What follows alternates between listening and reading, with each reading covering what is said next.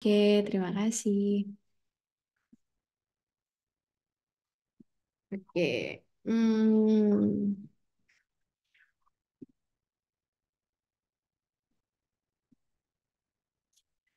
Kalau kemarin kita ngobrolin tentang mindfulness, kalau sekarang kita ngobrolin tentang grit.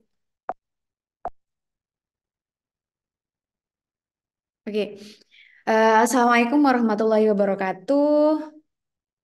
Selamat pagi, salam sejahtera untuk kita semua. Mari semangat ya teman-teman ya untuk hari terakhir pelatihan ini. Jadi di sini saya ingin kenalan ulang, barangkali kemarin ada yang nggak join. Perkenalkan saya Afifa, panggil aja ke Afifa. Di sini saya mau manggil kayak kemarin ya, tetap teman-teman. Jadi pagi hari ini kita mau ngobrolin tentang grit. Nah, apa nih grit nih? Nah, grit ini adalah suatu teori yang ditemukan oleh Profesor Angela Duckworth in her research. Jadi beliau ini paket komplit. Jadi Prof. Angela ini beliau adalah psikolog sekaligus juga praktisi.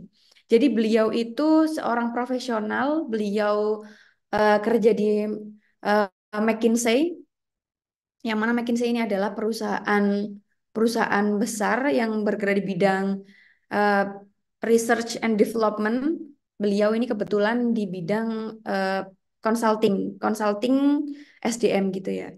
Jadi beliau ini paket komplit. Kadang kenapa bilang paket komplit? Karena biasanya itu kalau akademisi ya berarti berkutat saja sama teori gitu. Sama teori, penemuan-penemuan terbaru, terkadang kurang relevan ketika itu dibawa ke eh, dunia profesional, dunia entrepreneur atau dunia ya praktisi gitu ya. Itu biasanya eh, ada beberapa yang relevan, ada beberapa yang kurang relevan. Nah, karena Prof. Angela ini adalah seorang psikolog, akademisi, juga beliau adalah seorang seorang profesional praktisi ya. Jadi paket komplit gitu. Nah, pagi hari ini kita mau membahas tentang grade. Nah, sebelum kita masuk ke grade nih, kira-kira apa sih faktor yang mempengaruhi kesuksesan seseorang? Apa nih teman-teman? Ada yang mau berpendapat nih? Mau chat-chatan kayak kemarin di apa di kolom chat juga boleh,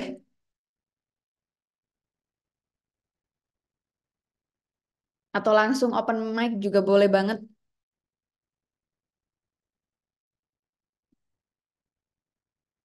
Izin berpendapat Kak Yunita. Konsistensi ya, bagus bagus bagus. Sepakat sepakat. Ada lagi yang mau berpendapat? Kita chat-chatan aja nggak apa-apa. Mau langsung ngomong juga boleh. Silahkan. Mumpung masih pagi nih, masih seger nih otaknya fresh. Mindset, betul, betul. Masuk, masuk. Ada konsistensi, ada mindset, Mas Rizwa sama Mbak Yulita. Ada lagi nih, apa lagi nih? Apa sih yang mempengaruhi kesuksesan seseorang? Ini masuk nih, mindset. Tekad, Mas Lukmanul Hakim. Betul, disiplin, Mbak Zahra. Ada lagi yang mau berpendapat? Oke, Mbak Zahra sama Mbak Yulita konsistensi sama disiplin. Lingkungan, ya bisa ya. Lingkungan, tekad, mindset. Ada lagi? Wah, ini mulai mulai masuk nih, mulai jalan nih diskusinya nih.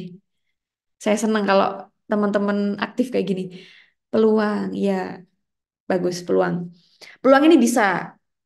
Terkadang ada peluang yang kita sia-siakan, nggak sadar itu juga sebenarnya ada. Ada peluang eh, yang memang sebetulnya belum kelihatan, tapi kita cari juga. Terus kita ketemu peluangnya juga ada gitu. Bagus Mas Lukman. Ada lagi?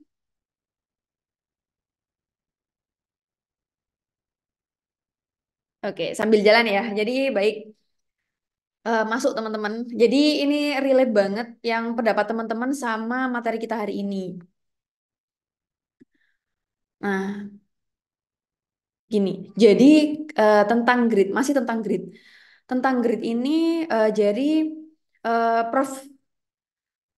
Duckworth, Prof. Angela ini beliau ini researchnya tentang eh, yang pertama mengamati sales, mengamati orang-orang yang bergerak di bidang sales.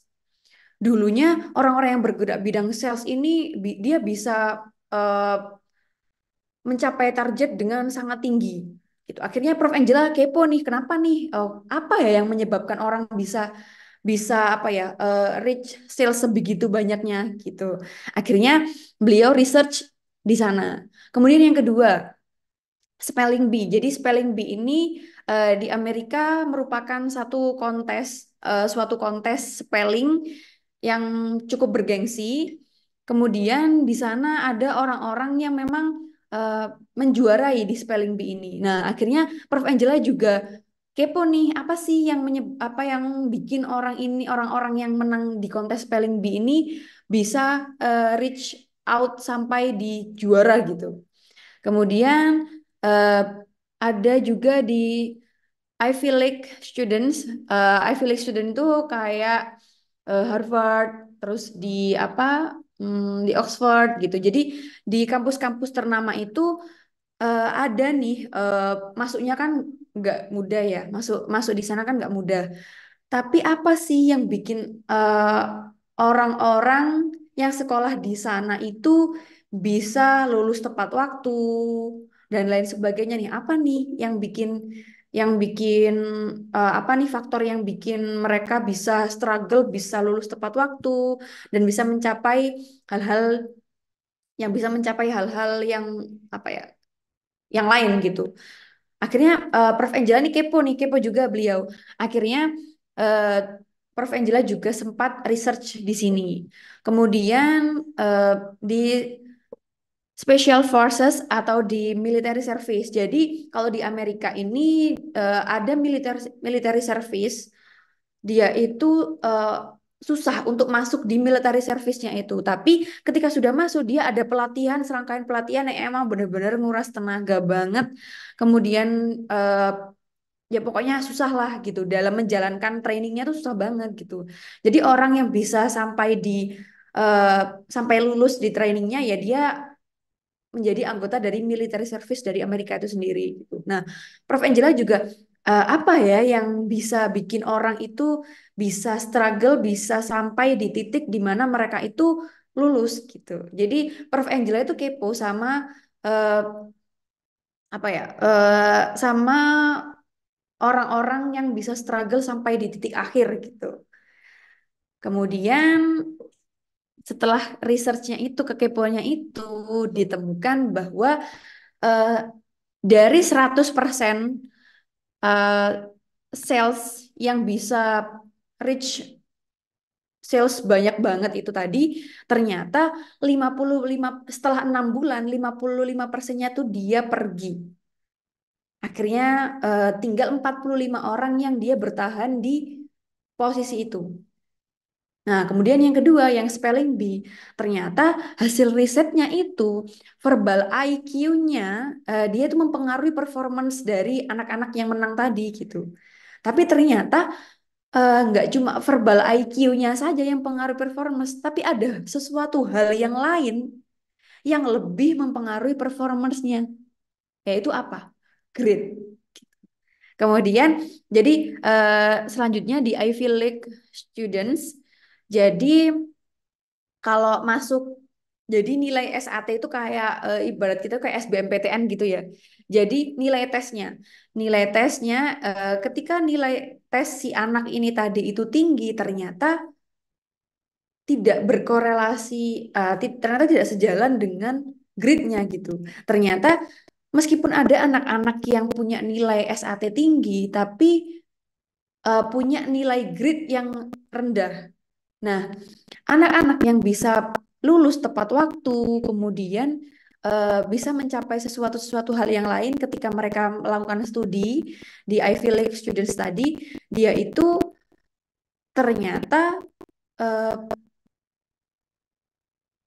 tidak semua mereka itu tidak semuanya memiliki nilai SAT yang tinggi, tapi mereka memiliki nilai grade yang tinggi.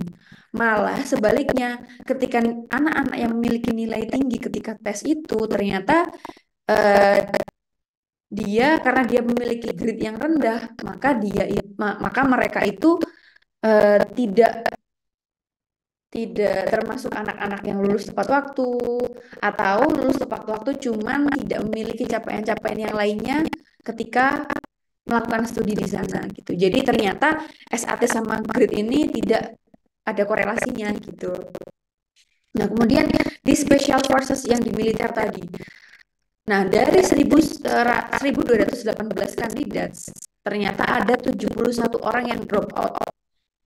Nah, akhirnya Prof. Angela ini beliau ngeriset nih, apa nih yang menyebabkan 71 orang drop out sama 1218 dari 1218 kandidat itu. Apa nih yang bikin? Nah, ternyata yang pengaruh adalah grade. Nah, dari sini apa nih? Kira-kira grade ini apa nih? Gitu, teman-teman ya. Nah, ternyata berdasarkan research yang dilakukan oleh Prof. Angela, diketahui bahwa talenta dan kecerdasan saja itu tidak cukup untuk membuat orang menjadi sukses. Jadi talenta dan kecerdasan saja itu tidak cukup untuk menemukan orang itu bisa sukses. Nah, apa nih hal lain yang bisa bikin orang itu sukses? Nah, kalau Prof. Angela itu beliau merumuskan seperti ini. Talenta Talenta itu kan kemampuan yang ada dalam dirinya. Talenta dikali-kali dengan effort. Jadi orang yang berbakat dikali-kali effortnya dia akan menjadi skill, akan membentuk skill. Jadi tiap orang pasti punya talenta. Nah, antara disadari atau tidak, antara sudah dikenalkan atau tidak, ada yang belum, yang harusnya kita gali-gali lagi teman-teman. Jadi kalau talenta dikali-kali dengan effortnya orang itu, maka akan membentuk skill. Nah, kemudian jika dia sudah punya skill, kemudian kita dengan effort lagi, maka itu yang dijadikan achievement. Jadi di sini ada effort yang counterwise. Jadi ketika dia punya bakat, kemudian dia ada effort, maka itu jadi skill. Skill itu kan kelihatan nih. Misalkan teman-teman punya passion, punya talenta di bidang desain, misalkan. Teman-teman suka misalkan dari kecil suka gambar, atau teman-teman suka dengan visual seperti itu, kemudian teman-teman ada effort nih buat latihan, ternyata teman-teman udah suka lihat latihan, udah beberapa kali melakukan editing dan lain sebagainya. Akhirnya itu membentuk skill teman-teman, karena kita ada effort untuk latihan, akhirnya menjadi skill. Nah, kalau udah jadi skill nih, oh ternyata si A misalkan nih, si Mbak Yulita nih, dia udah pinter, udah punya bakat di desain, kemudian Mbak Yulita juga effort buat latihan, akhirnya Mbak Yulita ini terbentuk sebagai orang yang punya skill desain gitu. Akhirnya dia kan punya skill desain ya Mbak Yulita ya. Kemudian, nah skill desainnya Mbak Yulita ini dikalikan dengan effort lagi, akan menjadikan achievement. Effort yang kayak gimana nih? Jadi selain effort latihan, kita ada effort lagi. Misalkan Mbak Yulita sering ikut event. Misalkan Mbak Yulita sering ikut event, ini ada event lomba kompetisi desain nih, bikin logo, desain, misalkan ikut desain poster dan lain sebagainya gitu. Jadi ketika skill Mbak Yulita dibarengi dengan effort yang lain ya, selain yang latihan tadi, effort yang lain, maka itu akan menjadikan achievement. Jadi di sini effortnya itu countwise, jadi dihitung 2 kali. Nah, itu akan menjadikan achievement. Nah, back to ini tadi ya, statement ini tadi. Talenta dan kecerdasan saja itu tidak cukup untuk membuat orang itu sukses. untuk menentukan orang itu sukses. Kenapa ya? Karena ada faktor lain yaitu effort. Yang mana kalau di grid ini kita effort count twice. Jadi effortnya ada lebih lebih dari sekali gitu. Kayak teman-teman tadi yang udah apa nih?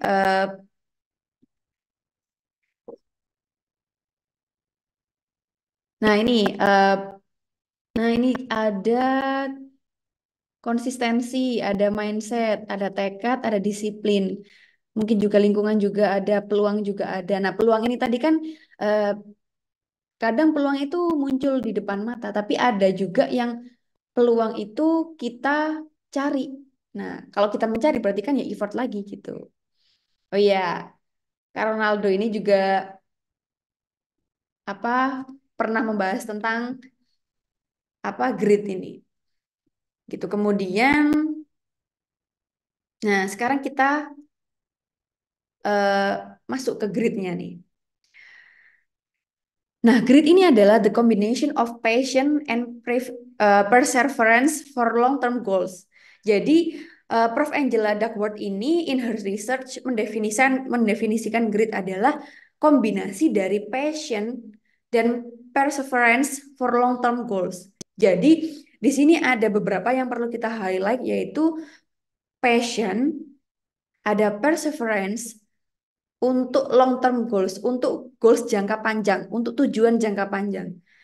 Jadi di sini ada passion, ada perseverance untuk goals jangka panjangnya. Nah, teman-teman ini perlu nih mendefinisikan goalsnya seperti apa, kemudian passionnya teman-teman ini apa, kemudian apa sih perseverance itu?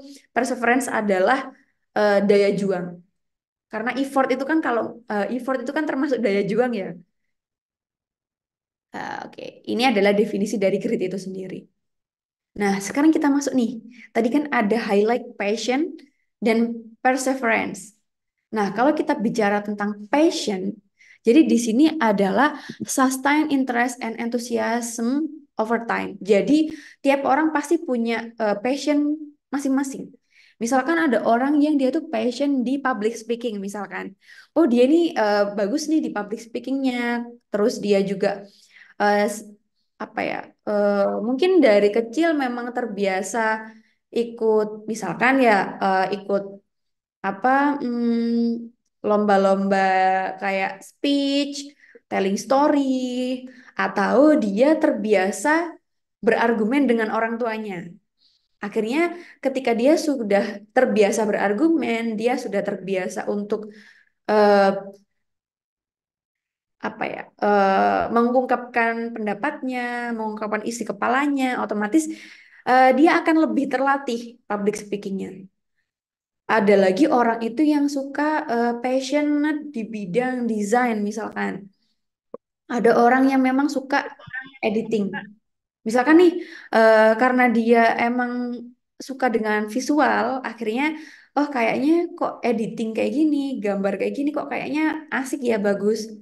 Akhirnya dia punya passion di bidang itu dan ketika dia show up passionnya apa portofolionya ternyata orang itu mengakui ya berarti kan dia punya passion di sana. Terus apa lagi ya passion? Ada lagi orang yang passion menulis. Ada yang orang yang passion menulis. Akhirnya dia suka bikin buku, dia suka nulis di website misalkan, di blognya, atau dia suka kirim di eh, dia suka kirim artikel di koran, di majalah dan lain sebagainya. Karena mungkin dia memang suka nulis gitu. Atau dia memang tulisannya baik, terus dia coba show up, ternyata eh, lingkungannya menerima bakatnya itu tadi. Nah, itu akhirnya dia kan pede, akhirnya jadi passion gitu ya. Nah, jadi sustain interest. Jadi interestnya tuh terus gitu, sustain gitu ya. Kemudian enthusiasm over time. Jadi dia tuh ketika orang yang passion di bidang desain, kemudian, kita perlu deh kayaknya bikin desain kayak gini. Terus dia, ya aku bisa bikinnya, gini sini aku bikinin gitu. Berarti kan dia enthusiasm over time. Jadi dia punya antusiasme terus gitu. Nah, selain passion, grit ini bicara tentang perseverance. Nah, apa nih perseverance? Perseverance ini adalah continued effort and determination despite obstacles. Jadi, dia itu effort apa ya? Eh, jadi perseverance itu sinonim, artinya itu daya juang. Jadi dia, kalau orang itu punya daya juang, maka dia punya effort yang berkelanjutan. Meskipun itu, berbagai macam halangan, rintangan itu ada di depan mata, tapi kalau dia, aku harus dapat itu nih, aku harus dapat nih. Kalau kita udah punya jiwa yang kayak gitu ya, jadi halangan rintangan apapun ya, it's no problem. Jadi ya udahlah dijalanin aja. Kalau ada problem ya diselesain gitu. Jadi perseverance ini jiwa, ya apa ya, jiwa daya juang gitu. Nggak semua loh punya orang punya kayak gitu gitu. Nah, ini relate sama yang tadi kita bahas bahwa di grid ini ada, eh, effort count-wise karena memang betul-betul kita butuh daya juang gitu di grid ini. Oke, next. Nah, teman-teman di sini mau saya ajak mau saya ajak main nih, main grid scale. Jadi, eh how gritty you are. Jadi kita mau, sebelum kita ngobrol lebih panjang, kita mau ngukur nih seberapa grit teman-teman nih. Tuh, nah, dengan cara gimana? Di sini ada beberapa pertanyaan, ada 8 pertanyaan yang harus teman-teman, eh, jawab. Yang harus teman-teman jawab. Di sini ada 13 partisipan. Ini termasuk saya, termasuk Talent Hub. Berarti di sini ada 11 orang. Oke, eh, kita main ini dulu ya, teman-teman. Sebentar.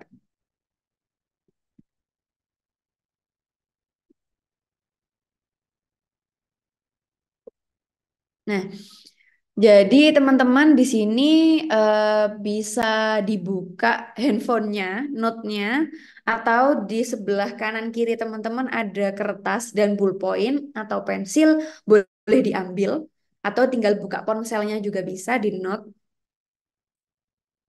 Nah, silahkan jawab pertanyaan ini. Yang pertama, ide dan proyek baru kadang-kadang mengalihkan perhatian saya dari kegiatan sebelumnya. Setuju atau tidak, teman-teman? Sangat setuju, setuju, netral, kurang setuju, atau tidak setuju. Silahkan jawab salah satu. Misalkan setuju gitu, atau tidak setuju boleh. Oke, sudah ya. Pertanyaan kedua, kegagalan tidak membuat saya putus asa. Setuju nggak teman-teman? Sangat setuju, atau tidak setuju, atau kadang-kadang. Kadang-kadang kalau kita gagal kayak, duh capek banget sih kalau gagal terus gitu. Atau kadang-kadang putus asa, kadang-kadang enggak. Berarti jawabnya netral. Oke, sudah teman-teman? Oke, next ya. Next question. Pertanyaan ketiga. Saya pernah terlalu obsesi dengan ide atau proyek tertentu pada beberapa saat. Namun, saat itu kehilangan semangat dan ketertarikan. Jadi, saya pernah terlalu obsesi dengan ide atau proyek tertentu pada beberapa saat. Namun, pada saat itu juga pernah kehilangan semangat dan ketertarikan. Jadi ada nih ya, yang ada orang pernah obsesi banget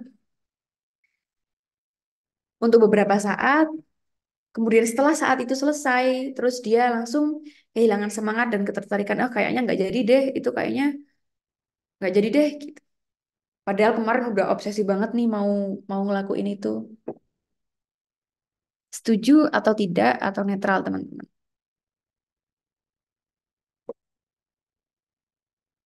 Kemudian pertanyaan keempat,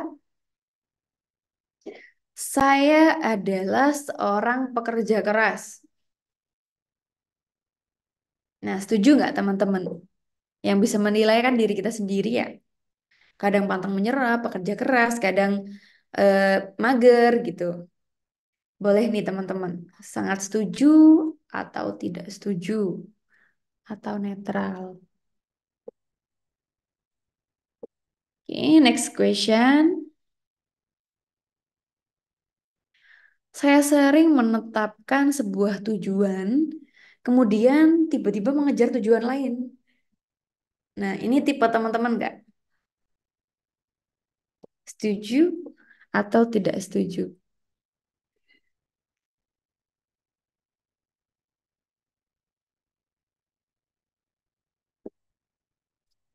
Oke, pertanyaan nomor 6. Saya memiliki kesulitan untuk tetap fokus dalam proyek yang pengerjaan atau penyelesaiannya membutuhkan waktu beberapa bulan. Setuju, sangat setuju, setuju, netral, kurang setuju, atau tidak setuju.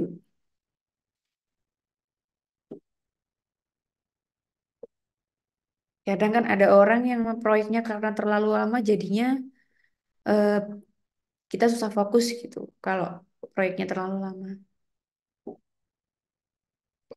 Oke, next question. 7. Saya menyelesaikan apa yang sudah saya mulai.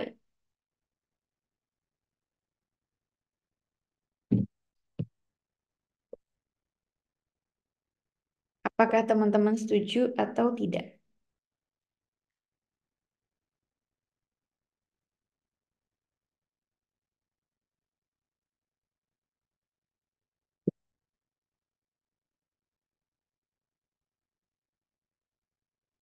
Saya menyelesaikan apa yang sudah saya mulai atau malah mangkrak. Nah, setuju, sangat setuju, setuju, netral, kurang setuju, dan tidak setuju. Silakan dipilih. Terus pertanyaan nomor 8, saya rajin. Nah, rajin nggak teman-teman nih? Setuju, sangat setuju, setuju, netral, kurang setuju, atau tidak setuju. Atau rajinnya kadang-kadang. Atau setiap saat rajin. Nah, oke. Sudah ya teman-teman, udah ada jawabannya semua. Nah, sekarang kita mulai menilai. Nah, how gritty are you? Penilaian skala. Jadi, teman-teman silahkan dipilah untuk pertanyaan nomor 2, 4, 7, dan 8. Silakan ditandai pertanyaan nomor 2, 4, 7, dan 8.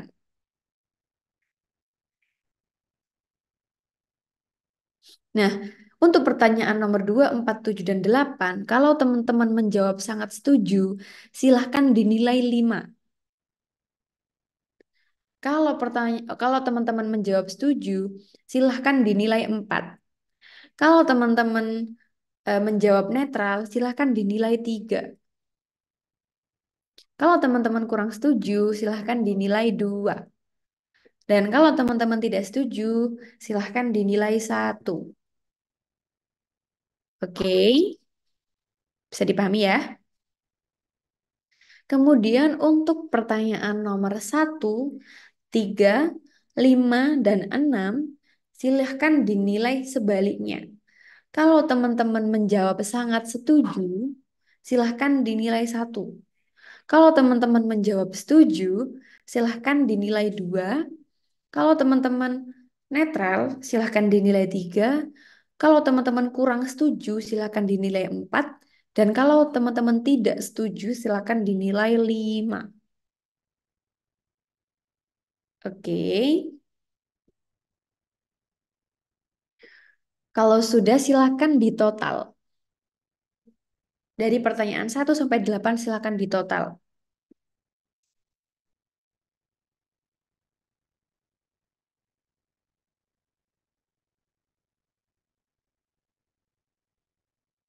Silahkan ditotal, dijumlahkan semua poinnya, dan silahkan kalau sudah ketemu nilainya, totalnya, silahkan dibagi 8.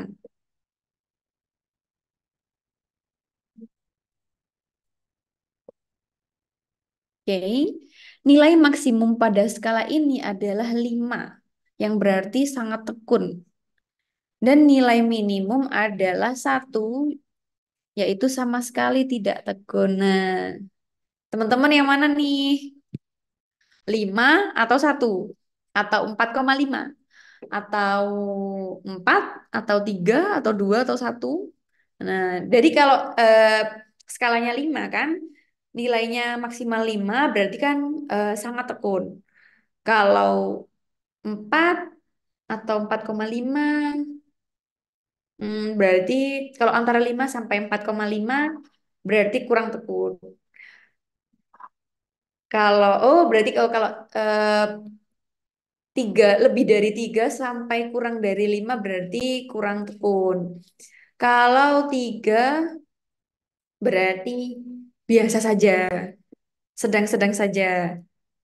Kalau 3 sampai 2 berarti kurang tekun.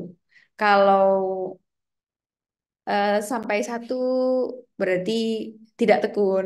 Sama sekali tidak tekun. Nah, teman-teman bisa sharing nih, share nilainya di grup nih. Oh, ini Mbak Indah 3,3, Mas Rio 3,6, yang lain mana nih? Ditunggu. Kita sharing nih. 3,625. Oke. Bagus ya, masih di atas 3 ini. Masih di atas 3 semua ini. Berarti prospek ini untuk membangun gritty-nya ini. Ayo silakan teman-teman yang lain bisa share di grup. Oke, sambil share di grup nilainya, kita eh, untuk teman-teman, wih, Mas Lukman Hakim 4 keren. Mbak Amalia semangat, kita berjuang bersama-sama di sini. Mbak Zara 2,5 semangat, kita berjuang juga. Oh, Mas Lukman 4,25, wih, keren. Udah geritinya udah ini nih, udah terbentuk nih. Harusnya pasti nanti kalau kita ngobrol gritty ini pasti Mas Lukman, ya ini relate banget sama aku, pasti gitu. Nah, buat teman-teman yang lain, semangat kita karena nilainya ada 3, ada yang 2, eh, maka berarti Talent Hub ini cocok nih ngasih materi ini ke teman-teman buat bahan renungan nanti. Bagus banget ini, oke. Biasa ngerjain psikotes. Oke, oke. Jam terbang tinggi nih Mas Lukman ini. Job seeker ya, Mas. Oh, ini kuliah sambil job seeker gitu ya, Mas Lukman ini. Kemarin kan masih kuliah ya? Oke. Next. Oh, kuliah sambil kerja. Ya, makanya kok biasa ngerjain psikotes. Nah, jadi teman-teman tidak perlu berkecil hati. Kalau sudah pinter ya berarti sebetulnya tidak butuh training. Tapi karena teman-teman masih membutuhkan materi ini, maka let's go. Kita gaskan ini di Talent Hub Job Preparation ini. Jadi gini teman-teman, how to develop grit. Jadi grit itu nggak yang apa ya? Nggak grit itu bukan yang memang mujizat dari lahir atau memang oh ya memang aku dari lahir ditakdirkan untuk gritku tinggi kan nggak gitu juga. Jadi grit ini bisa kita develop. Jadi jangan berkecil hati teman-teman, kita di sini berusaha bareng gimana caranya kita bisa berkembang bareng, kita bisa mendapatkan eh, tempat job yang memang sesuai dengan kapasitas kita, dengan yang kita harapkan. Jadi semangat. Jadi gini teman-teman, how to develop grit. Yang pertama, kita punya tips developing grit from inside out. Jadi dari diri kita, dari dalam diri kita, kita keluarkan ini. Yang pertama adalah discovering your interest. Jadi kalau kita back to passion ya, kalau kita back to passion itu kadang-kadang orang tuh gini. Untuk Gen Z ya biasanya nggak semua, biasanya punya pemikiran seperti ini. Eh, aku bingung nih passionku nih sebenarnya apa sih gitu. Jadi kayak eh, akhirnya eh, akhirnya misalkan nih contohnya aku ya, misalkan kayak apa sih ya passionku ini kok aku nggak nemu-nemu ya, sedangkan orang-orang kok kelihatan misalkan public speakingnya bagus, bisa jadi content creator, terus eh, bisa jadi apa, bisa jadi content creator, bisa jadi dan lain sebagainya gitu. Terus ada orang yang pinter desain. Eh, aku tuh nggak suka desain, jadi itu kayak bukan passionku deh. Terus aku apa ya passionnya ya gitu. Jadi terkadang kita tuh kayak merasa hopeless gitu ya, kayak karena belum menemukan passion. Aku tuh bingung passionku apa. Eh, kok kayaknya aku nggak berbakat ya gitu. Jadi terkadang orang-orang itu terlalu mendramatisir passion. Jadi seakan-akan passion itu kayak difikirkan, kayak dicoba kita ulik-ulik lagi dalam diriku ini apa nih passionku. Terus sepertinya passion kok ada di dalam deep inside our heart gitu. Kayak kayak bener-bener kita cari banget di dalam diri kita apa sih passionku? Apa ya gitu. Terkadang orang tuh terlalu seperti itu gitu teman-teman. Jadi padahal passion itu ya harusnya kita cari, bukan kita pikirkan terlalu didramatisir kayak seakan-akan passion itu deep inside our heart, our apa ya, our brain gitu. Jadi kayak nggak gitu juga gitu teman-teman. Passion itu kita temukan. Ini selama teman-teman kalau misalkan kuliah berarti kan umurnya sekitar 22 tahun gitu ya. 22 tahun ke atas, 21, 22 ke atas gitu ya. Padahal passion itu tidak mungkin tidak ada sama sekali. Pasti dikit-dikit itu ada. Teman-teman dari kecil sampai besar ini pasti punya kebiasaan, pasti punya kebiasaan atau interestnya masing-masing.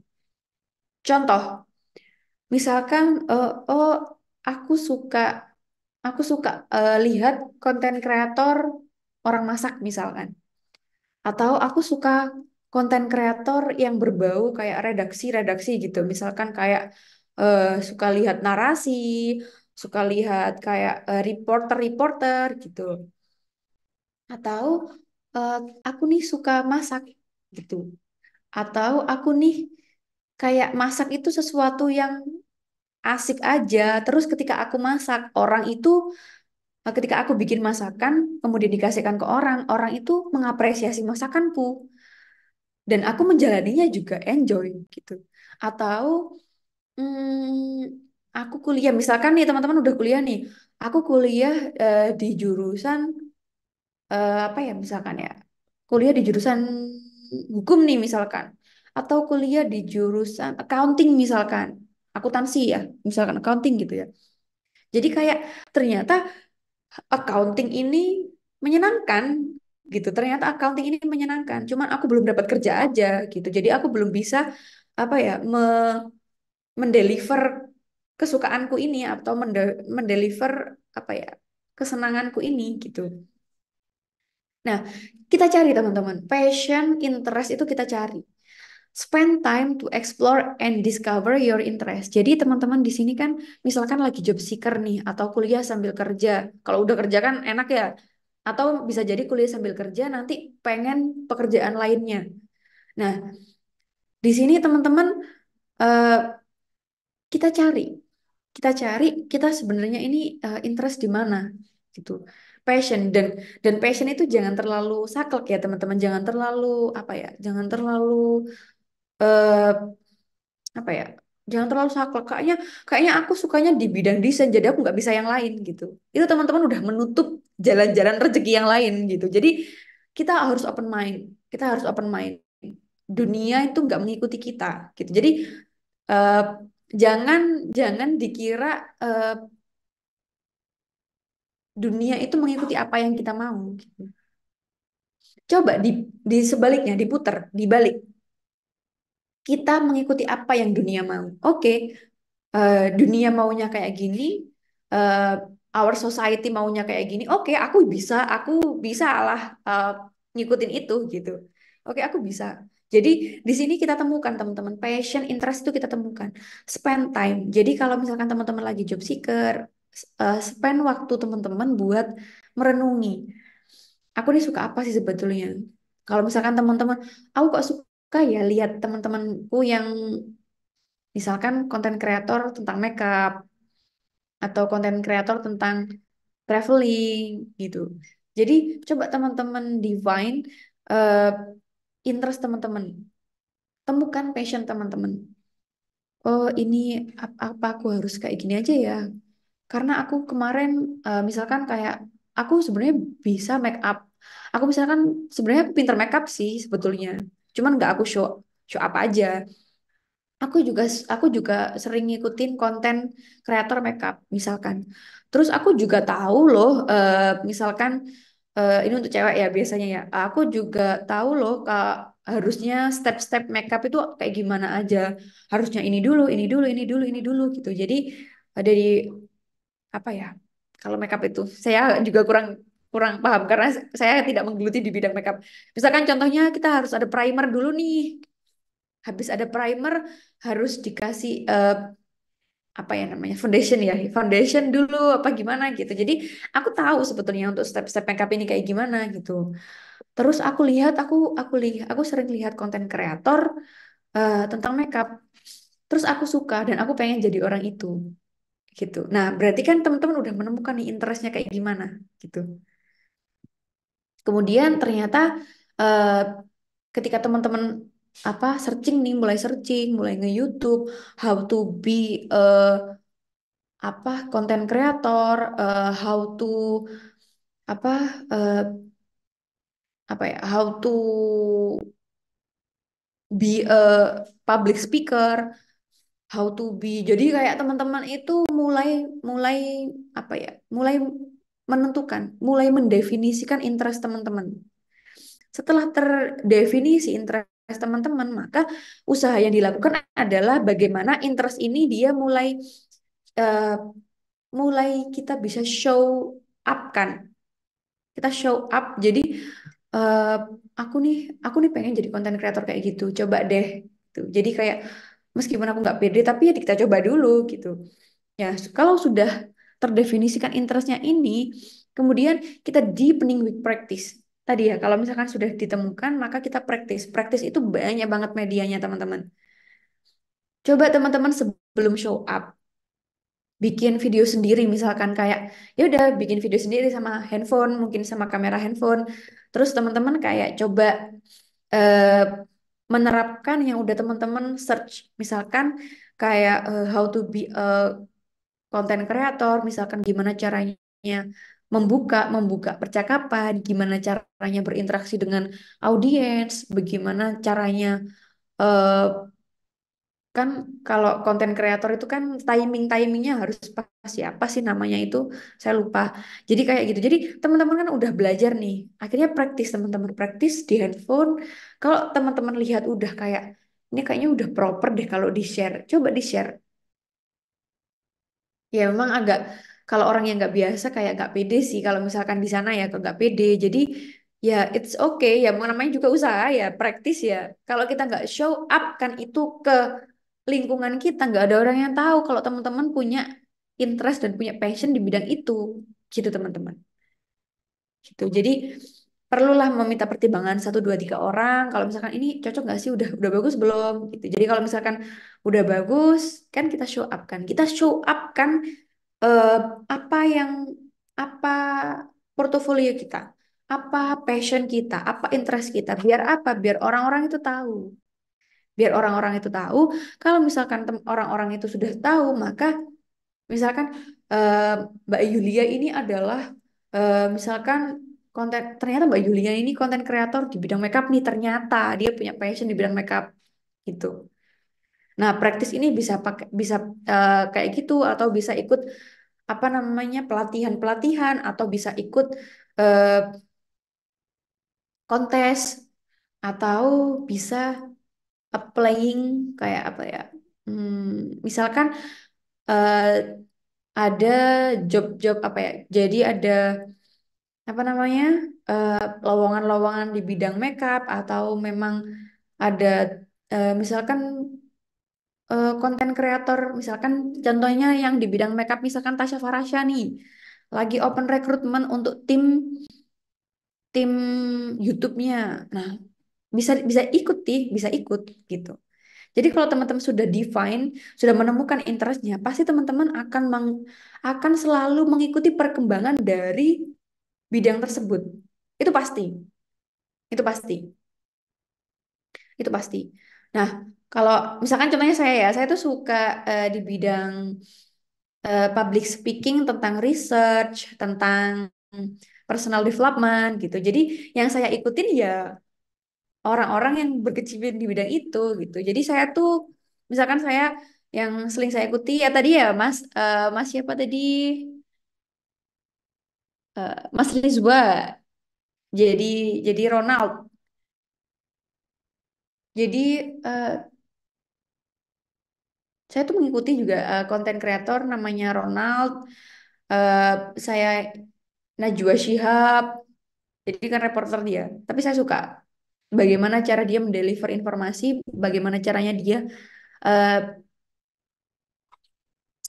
mengalur pembicaraan gitu. Jadi terus saya juga suka sama Felicia, tapi dia itu lebih ke account apa ya? Kan memang dia accounting ya, tapi saya suka bagaimana cara dia mendeliver ilmunya dia gitu. Kemudian ada lagi banyak ya yang saya ikutin gitu. Saya suka karena saya suka gitu. Karena saya suka. Kemudian habis deepening with practice, kemudian kita develop purpose. Jadi kembali lagi ke grid. Grid tadi kan long term goals. Jadi kita harus menentukan purpose kita apa, long time goals kita apa. Jadi misalkan long time goals kita adalah misalkan tadi ya back to makeup ya. Misalkan aku harus punya channel YouTube, aku harus punya account Instagram dan TikTok yang memiliki sekian follower. Kemudian aku pengen jadi salah satu apa ya, salah satu beauty vlogger atau dan lain sebagainya. Aku nanti juga eh, pengen jadi makeup artist. Aku nanti pengen pengen punya satu galeri makeup artist gitu. Itu boleh banget teman-teman. Itu boleh banget, boleh banget. Nah, karena kita udah punya goals nih jangka panjang. Nah, kita juga harus memunculkan dalam diri kita nurturing hope. Jadi kita harus menumbuhkan harapan. Karena harapan itu adalah doa. Jadi percaya atau enggak teman-teman, ketika kita punya pengharapan, misalkan suatu hari aku pasti bisa jadi ini.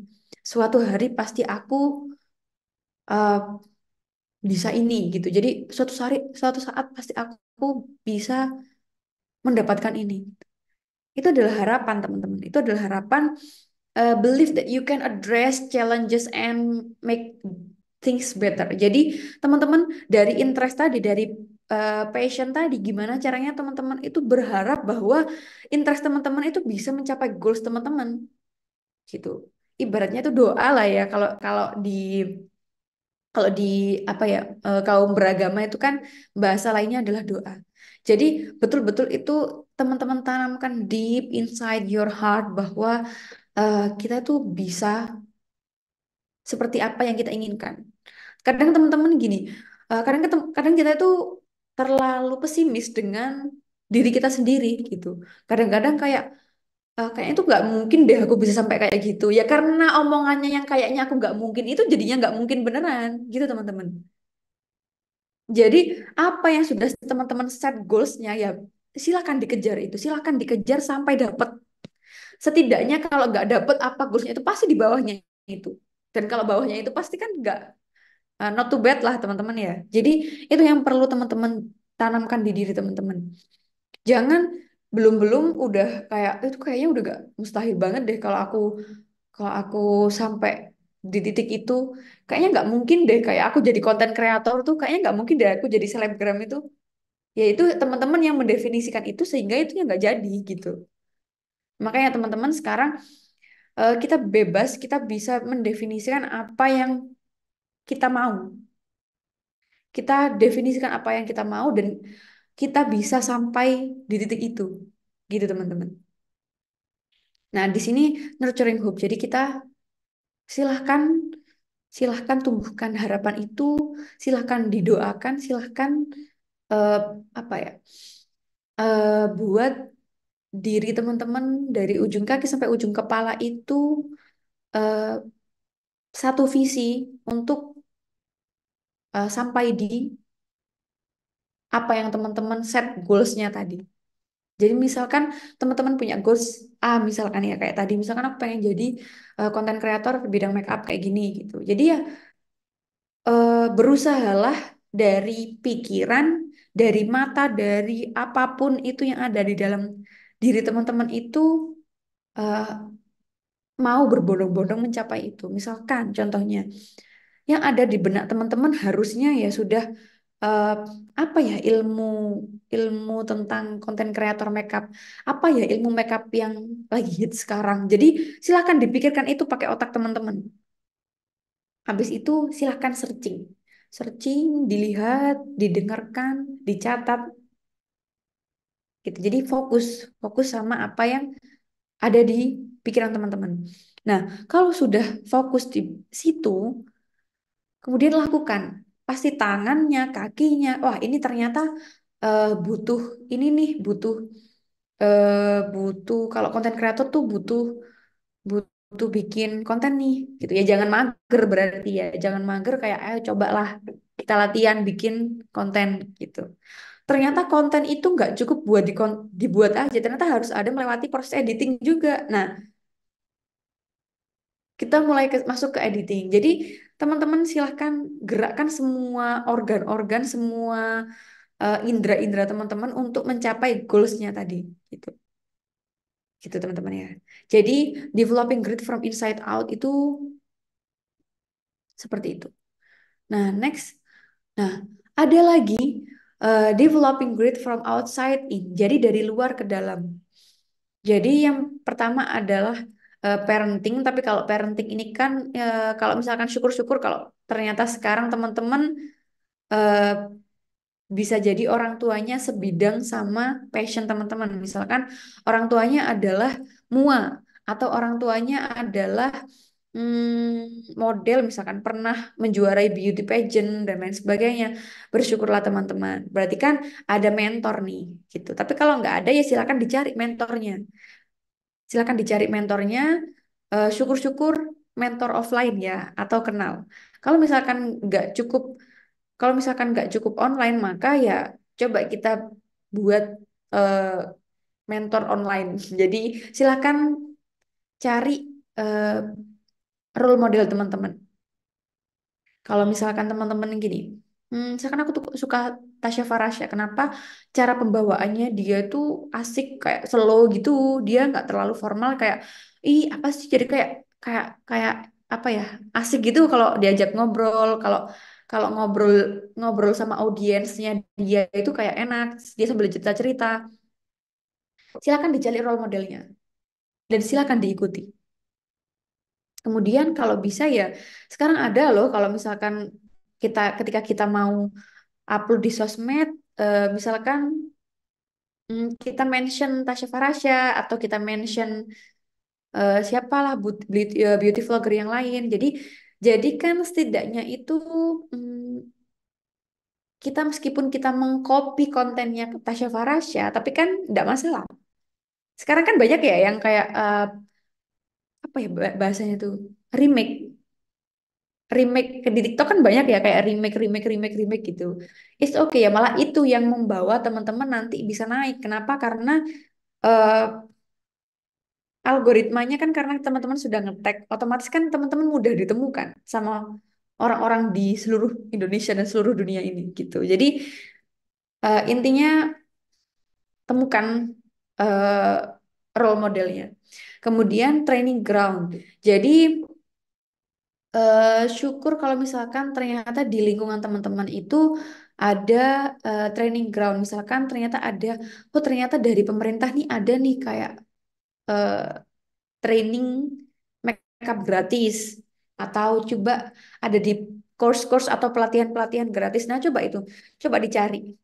Sampai teman-teman menemukan training ground yang memang itu bisa menstandarkan passion dan interest teman-teman dan skill teman-teman tadi sampai setara dengan mereka-mereka yang sudah profesional gitu. Jadi temukan training groundnya.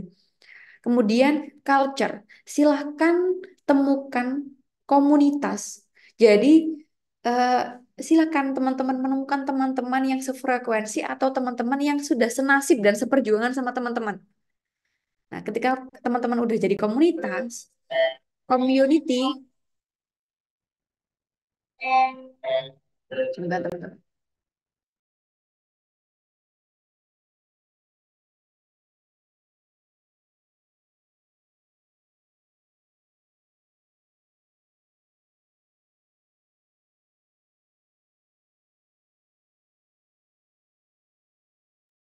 Sorry teman-teman, ada gangguan.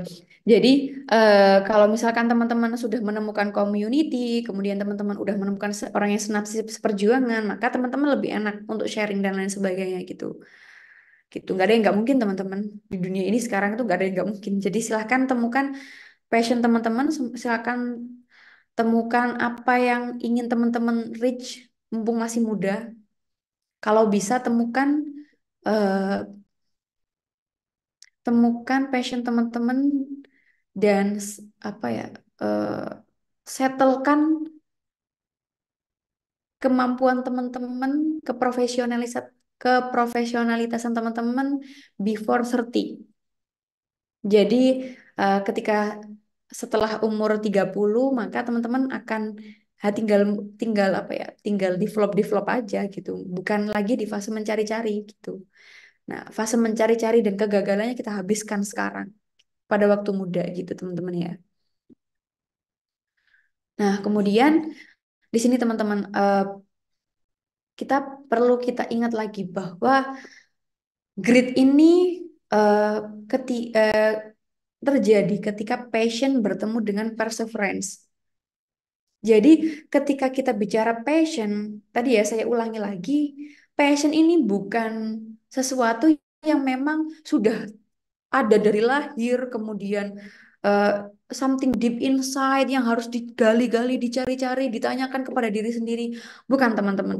Jadi passion ini bisa dibentuk, bisa dicari gitu, bisa dicari, bisa apa ya, bisa dibentuk, bisa dicari dan bisa eh, kita temukan gitu seiring berjalannya waktu.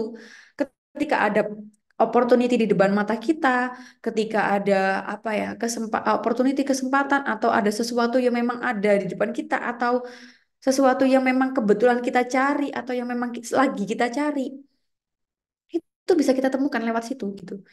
Jadi kalau ada opportunity ini, cobalah aku ikut ini. Ternyata kok nyantol, ternyata kok asik ya, gitu. Misalkan kayak teman-teman ikut kegiatan, misalkan ada opportunity nih, teman-teman. Kamu kayaknya kemarin pernah ini ya, pernah jadi moderator ini ya. Kok kayaknya enak ya. Kamu mau nggak jadi apa nge-MC di acaraku besok gitu. Misalkan contohnya kayak gitu ya. Padahal kan kita bukan MC ya, kita bukan profesional, tapi kebetulan ada teman kita yang minta tolong misalkan. Nah, kemudian ternyata pas kita nge-MC, kok kok asik ya. Ternyata kok nggak jadi beban ya buat aku. Terus ternyata enak ya ngomong di depan umum. Terus kalau MC kan kita harus berpenampilan menarik ya. Ternyata kok aku seneng ya gitu. Nah, itu kan passion yang ketemu ketika ada kesempatan, ada opportunity gitu di depan mata. Tapi kalau nggak ada opportunity gimana? Ya dicari sampai eh iya, kayaknya ketika aku desain, kayaknya enak nih. Atau ketika aku ngobrol sama orang, kayaknya enak nih. Jadi silakan dicari-cari teman-teman. Passion teman-teman itu apa? Nggak perlu di, nggak perlu didramatisir, dihayati. Kok aku nggak punya passion ya? Kok aku nggak punya bakat ya? Kenapa ya? Gitu. Kenapa teman-teman tuh punya bakat? Kenapa kok aku masih bingung sama hidupku sendiri nih mau kemana gitu? Nggak perlu seperti itu, teman-teman. Karena passion itu bukan deep inside your heart, karena bukan bukan yang terlahir dengan passion menggambar gitu, karena lahir bukan dari passion public speaker, bukan teman-teman. Jadi silakan ditemukan passion teman-teman sesuai dengan eh, kapasitas teman-teman sendiri. Kemudian ketika passion itu eh, bertemu dengan perseverance, daya juang, jadi jangan mudah putus asa teman-teman, karena apa ya teman-teman, ini based on experience aja ya. ternyata apa yang aku takutkan itu ternyata apa yang aku takutkan itu belum tentu terjadi. Contohnya, misalkan saya waktu itu diamanahkan untuk mengelola sebuah lembaga pendidikan, misalkan. Contohnya, sejujurnya di dalam benak saya pada waktu itu, karena saya kan bukan berkecimpung di bidang pendidikan sebelumnya ya, tapi saya lebih ke manajemen di bidang SDM, di agribisnis, kemudian di apa di organisasi yang memang tugasnya pendidikan gitu. Jadi ketika saya diamanahkan untuk memanage sebuah lembaga pendidikan itu saya agak takut teman-teman. Kenapa? Karena nggak ada nggak ada nggak ada apa ya nggak ada background sama sekali gitu di bidang pendidikan. Terus kalau misalkan nanti sekolahnya nggak jadi, terus nanti kalau misalkan karena yang diminta ini kan lembaga pendidikan yang bonafit, lembaga swasta dengan bla bla bla bla gitu ya, misalkan ini menurut saya pada waktu itu. Jadi saya tuh ketakutan kalau nggak bisa gimana ya, kalau nggak jadi gimana ya. Jadi kayak tapi ya udahlah, bisa jadi orang itu memberi saya amanah bukan tanpa alasan. Bisa jadi orang itu memberi saya amanah karena orang itu pernah melihat saya berhasil memanage sesuatu atau building something. Jadi ketika saya manage sesuatu kemudian orang itu melihat saya ternyata berhasil, bisa jadi itu adalah pertimbangan orang itu memberikan saya amanah untuk mengelola lembaga ini begitu. Oke, dari situ saya mulai menyadari diri saya bahwa ternyata insya Allah saya bisa gitu. Jadi mulai apa ya mulai memunculkan menghadirkan diri saya sepenuhnya. Ilmu mindful kemarin ya teman-teman, menghadirkan diri saya sepenuhnya bahwa insya Allah kurang lebih suatu organisasi, suatu lembaga itu kurang lebih sama sebenarnya. Cuman karena bidangnya berbeda-beda aja, jadi kita butuh sesuatu yang memang sesuatu seseorang yang berkecimpung di bidang itu gitu. Tapi kan tetap kita sebagai manajer ya. Jadi oke, di situ saya menghadirkan diri saya sepenuhnya, saya bisa insya Allah gitu. Oke, dari situ saya itu akhirnya riset teman-teman. Saya riset lembaga pendidikan di daerah saya, di ibu kota, lembaga pendidikan apa sih sebetulnya yang dibutuhkan di zaman sekarang begitu. Pendidikan seperti apa sih yang dibutuhkan di zaman sekarang? Kemudian model pendidikan seperti apa sih yang laku di pasar? Ya tetap ya teman-teman, karena ini kan lembaga swasta ya, jadi tetap kita harus memetakan segmen pasarnya seperti apa gitu. Jadi oh ternyata setelah saya riset di banyak lembaga, kemudian dengan berbagai macam cara teman-teman ya, risetnya itu berbagai macam cara itu akhirnya saya mulai memetakan nih. Oh, ternyata lembaga pendidikan seperti ini yang dibutuhkan. Oh, di daerah seperti ini, di daerah ini itu belum ada lembaga pendidikan seperti ini. Ternyata marketnya sebetulnya ada, tapi cuman karena lembaganya yang ada itu aja, maka kita bisa nih memunculkan lembaga baru. eh, kita memunculkan lembaga baru dengan value yang seperti ini, yang tidak kalah dengan lembaga yang eksis di daerah tersebut. Oke, udah saya mulai mendefinisikan dan mencatat nih teman-teman, kan hasil riset ya. Saya riset itu lewat eh, riset itu lewat observasi di lingkungan di daerah saya. Kemudian saya riset itu melalui IG, Instagram, melalui YouTube, melalui website Google ya. Kita kan search di website lembaga-lembaga yang sudah eksis, kemudian dan lain sebagainya. Akhirnya Tetap kalau ilmu manajemen kan sebetulnya tetap ada manajemen keuangan, ada manajemen operasional, ada manajemen itu sebenarnya tetap ternyata tetap gitu. Jadi cuman eh, cuman apa namanya concernnya ada yang beda gitu. Nah, akhirnya pada waktu itu saya memang lemah lemah di kurikulum karena kayak saya tidak ada background pendidikan sama sekali, sehingga saya butuh hiring orang yang memang sudah bisa, sudah berpengalaman di bidang pendidikan. Jadi saya butuh ilmu ilmu kurikulumnya gitu. Oke, saya hiring nih. Saya mulai hiring satu orang. Dia sebagai partner saya untuk berdiskusi tentang desain sekolah ini gitu. Tapi kalau untuk manajemen operasional dan lain sebagainya, insya Allah saya bisa mengcover gitu. Saya cuma butuh insight tentang kurikulum, tentang pendidikan gitu ya teman-teman. Oke, habis itu ternyata saya sudah mendesain nih, udah ternyata jalan juga.